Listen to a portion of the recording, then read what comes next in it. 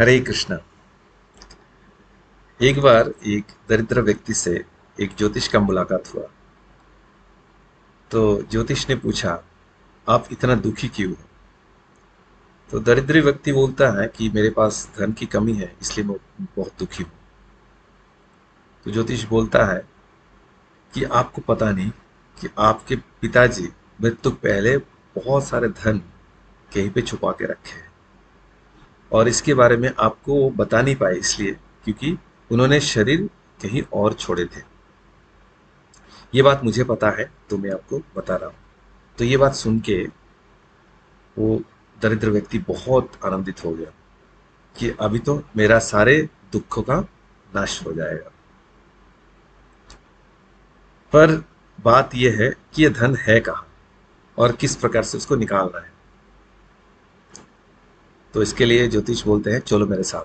तो उन्होंने बताया कि यहाँ पे सारे धन रखे हुए हैं मिट्टी के नीचे, पर यह धन निकालने के लिए आपको कुछ बातें याद रखनी पड़ेंगी। बात ऐसा है कि अगर आप दक्षिण की तरफ से खुदाई चालू करते हो तो आपको कुछ मधुमक्खियाँ, तेतिया ऐसे कुछ मिलेंगे जो आपको बहुत परेशान करेंगे, और जिसके चलते आप धन तक पहुंच नहीं पाओगे। और अगर आपने पश्चिम की तरफ से खुदाई चालू किया है तो वहां से भूत प्रेत निकल आएंगे और आपको धन तक पहुंचने नहीं देंगे और बहुत परेशान करेंगे। और अगर आपने उत्तर की तरफ से खुदाई चालू किया तो वहां से बहुत बड़े काला सांप निकल आएगा और वो आपको खा जाएगा।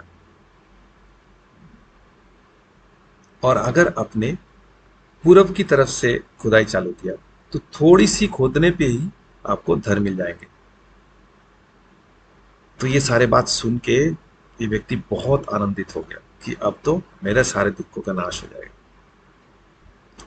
तो ये जो कहानी है, ये वेदों का जो भक्ति योगा के बारे में जो ज्ञान है, जो भक्ति योगा की श्रेष्ठता के बारे में ज्ञान है, इसी बात को दर्शाने के लिए बताया गया है। सारे वैदिक ज्ञानों को तीन भागों में बांटा जा सकता है। पहली भाग है संबंध, दूसरी है अभिधेय, और तीसरी भाग है प्रयोजन। संबंध ज्ञान का मतलब है कि भगवान के साथ हमारे जो संपर्क है उसको समझना, और उसके लिए हमारे मन में जिज्ञासा होना चाहिए, जिसको कहते हैं अथा तो ब्रह्म जिज्ञासा, पहला वेदांत सूत्र। मन में ये जिज्ञासा होना चाहिए कि भगवान के बारे में जाने, हमारे बारे में जाने, हम कौन है, क्या है। तो भगवान के बारे में संपर्क को जो जानना है, यह है संबंध। तो जैसे ज्योतिष ने उस व्यक्ति को बताया कि आपके पिताजी आपके लिए बहुत सारे धन एक जगह पे रखे गए हैं, तो ये बात सुन के वो व्यक्ति बहुत आनंदित हो गया। तो ये है संबंध ज्ञान।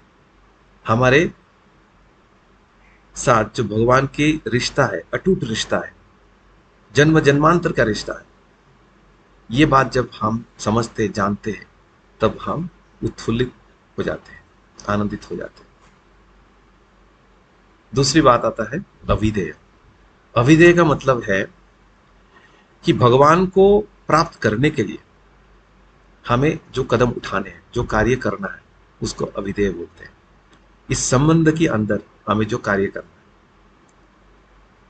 तो ये ज्योतिष उनको बताया कि किस प्रकार से खोदने से आपको ये धन की प्राप्ति हो सकती है।